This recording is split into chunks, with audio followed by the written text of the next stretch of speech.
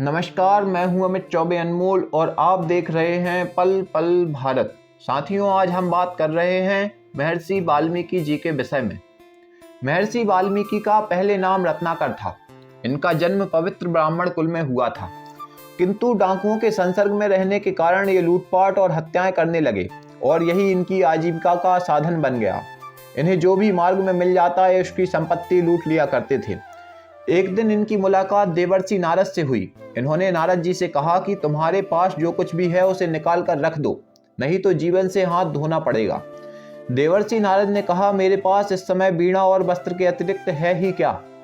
तुम लेना चाहो तो इन्हें ले सकते हो, लेकिन तुम यह क्रूर कर्म करके भयंकर पाप क्यों करते हो। देवर्षि की कोमल वाणी सुनकर वाल्मीकि का कठोर हृदय कुछ द्रवित हुआ। इन्होंने कहा, भगवान, मेरी आजीविका का साधन यही है। इसके द्वारा मैं अपने परिवार का भरण पोषण करता हूँ। देवर्षि नारद बोले, तुम जाकर पहले अपने परिवार वालों से पूछ आओ कि क्या वे तुम्हारे द्वारा केवल भरण पोषण के अधिकारी हैं या तुम्हारे पाप कर्मों में भी हिंसा बटाएंगे। तुम विश्वास करो कि तुम्हारे लौटने तक हम कहीं नहीं जाएंगे। इतने पर भी यदि तुम्हें विश्वास ना हो तो मुझे इस पेड़ से बांध दो।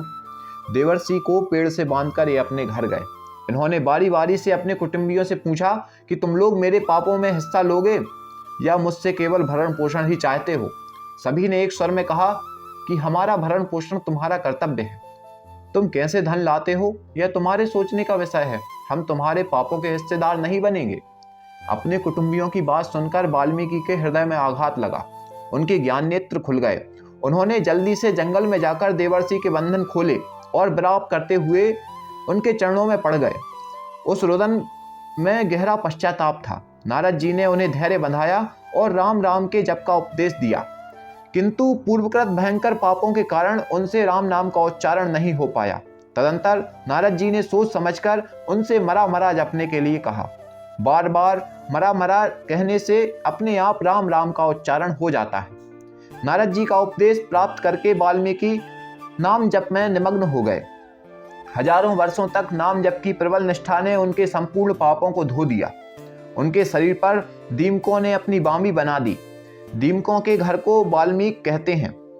उसमें रहने के कारण ही उनका नाम वाल्मीकि पड़ा। ये संसार में लौकिक छंदों के आदि कवि हुए। इन्होंने ही रामायण रूपी आदि काव्य की रचना की है। वनवास के समय भगवान श्री राम ने स्वयं इन्हें दर्शन देकर कृतार्थ किया था। सीता जी ने अपने वनवास का अंतिम काल इनके आश्रम पर ही व्यतीत किया था। वहीं पर लव और कुश का जन्म हुआ था। वाल्मीकि जी ने उन्हें रामायण का खूब गान सिखाया था। इस प्रकार नाम जप और सत्संग के प्रभाव से वाल्मीकि डाकू से ब्रह्मर्षि हो गए थे। आपका बहुत बहुत धन्यवाद। ऐसी ही नवीन जानकारियों के लिए देखते रहिए पल पल भारत।